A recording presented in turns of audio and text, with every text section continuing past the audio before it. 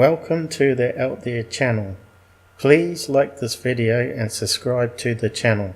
Note you have to click on the little bell symbol to get notifications of new video postings. Hello followers, we are now currently at 10 subscribers. Nice going. This episode we're going to talk about a Boyd Bushman and Maury Island UFO, whether they're fakers, hoaxes and whatnot. Now this is Boyd Bushman.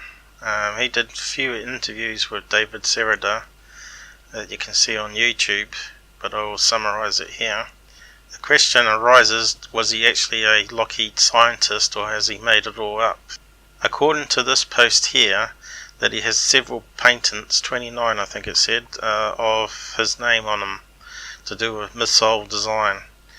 So perhaps he did work there. But then again, anyone can make up a patent and have it submitted. Doesn't mean it actually works. His claim is that he worked on anti-gravity and UFOs and has seen alien bodies, and as you can read here, he says that the world's going to end in 2036. As you see here, he's holding up a picture of an alien. This is where his story starts to fall apart. On his deathbed, he showed some pictures. Now apparently this alien has been spotted in toy shops. So I will show you the articles and photographs of the toy coming up. And the Great Randi has debunked him, and also David Sereda. He doesn't like too much, doesn't call him a scientist at all, but a new age person. This is just one page from randy.org. Go and have a read of the full article about it. Of course there are people defending his claims. David has said that the doll in the shops was based on his picture, which is quite interesting because that means that they must have seen it to base the doll on it in the first place and not at the big reveal. Now people also say, why would someone lie of such depth on their deathbed? Does that mean that we should trust deathbed confessions now? Well, maybe there is some truth to it.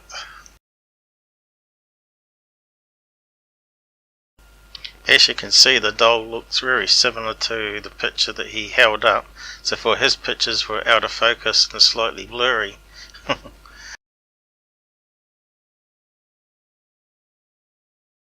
One has to ask why a major scientist would lie about this, knowing that there was evidence that he would be caught out with the doll. So it's a wee bit iffy there. Now this brings me to the science part of his expose, saying that if you drop two magnets that are repelling each other from a great height, they will slow down in Earth's gravity and drop slower than if you drop the same mass.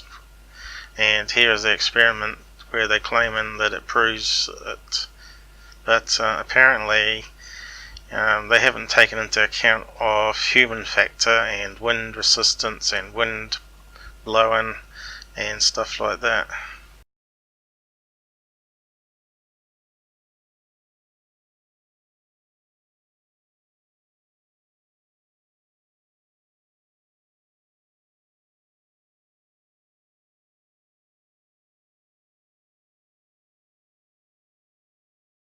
The video isn't that good. It looks like it's old technology. I've tried to sharpen it as best I could, but it's very hard to see the colours of the balls, and it hasn't got a close-up camera view, which is very strange. But this experiment should be able to be replicated, and we'll see if soon that someone has replicated it and see what their results are.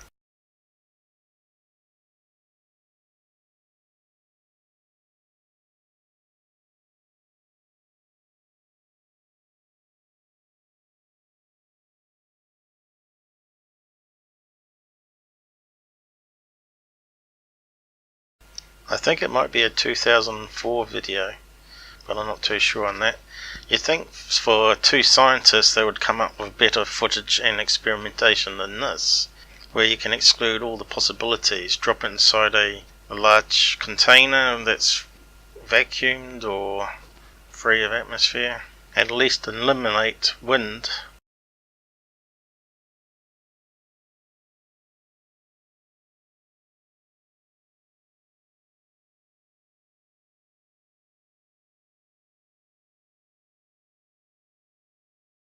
So they're running each experiment with the two weights, dropping it several times, as you can see, and their conclusion each time is that blue ball, which has got the magnets in, is always slower.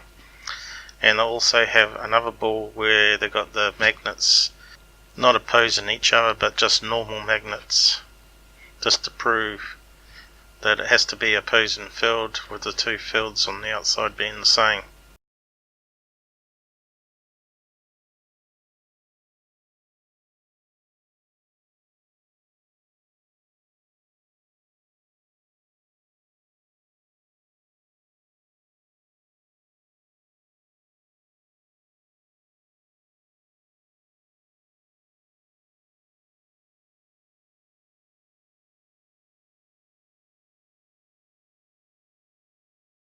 This is just a clip of the experiment. If you want to see the full interview by David, you can find it on YouTube. I'll see if I can post it in the description links below.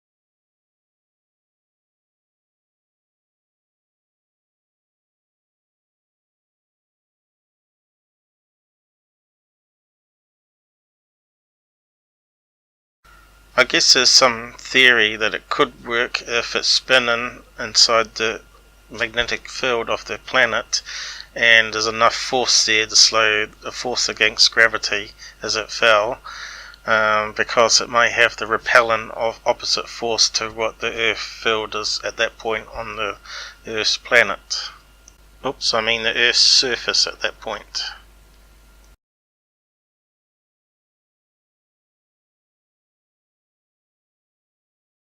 Now this brings me to this guy here that's replicating the experiment, but with better close-ups and better camera technology. And he said that he dropped it 3 times. Only once did the ball with the magnets drop slower, and the other 2 times the same landing speed. But again, he's dropping it with wind resistance, and maybe to do with how the ball was spinning as it's dropping. So he's going to repeat the experiment with different weights and different methods, and we'll probably do an update video to see what the results were later on. These are just some stills from the video. I put the video in the description so you can go and watch the full experiment on his YouTube channel. As you can see, he's dropping it using a box that's got 2 holes at the bottom, and pushes a button that releases the holes. Looking at that frame, it looks like he may have pressed the button a wee bit slower on the blue ball. The key to watch now is to see if the blue ball loses speed as it's falling and gains distance between the red, greater than what there was at the initial frame. Looking at the last frames of the video before it hits the pillow, it does look like the blue ball has gained a wee bit space from the yellow ball. I think I said red ball last time, but it's actually a yellow one. Still, it seems too close to call it, and more experimentation needs to be done to prove it either way. But in theory, it should really slow down if it's going against magnetism of the Earth. But since gravity is stronger than the magnetism of the Earth, you'd think it would have little impact. Really, it needs to be dropped on the moon or something like that, and higher up, of course. This brings us to the Maury Island UFO incident. This is the first time I've even heard about it being possibly a hoax. You get it on a lot of UFO channels, and most of them never said they suspected the guy's story at all, which is kind of strange.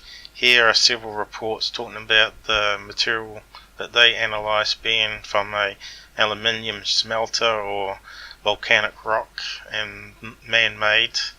And also the daughter here talks about that never happened, and the brother never broke his arm, and the dog was okay and was still alive. So I don't know, seems to be a bit iffy there. Also, it started off the craze on the Men in Black, the first time in history that the Men in Black were mentioned in a story. As you probably know, it was called The Case Before Roswell. It says here that the guy was going to say it was a hoax if he was questioned by authorities. So maybe it wasn't a hoax, it's just that they were too scared to be too public about it or get embarrassed by it, being ridiculed about it. Also here, the President of the United States, Edgar J. Hoover, said he didn't believe it was a hoax. So I don't know, it's all confusing, isn't it? Government cover-up.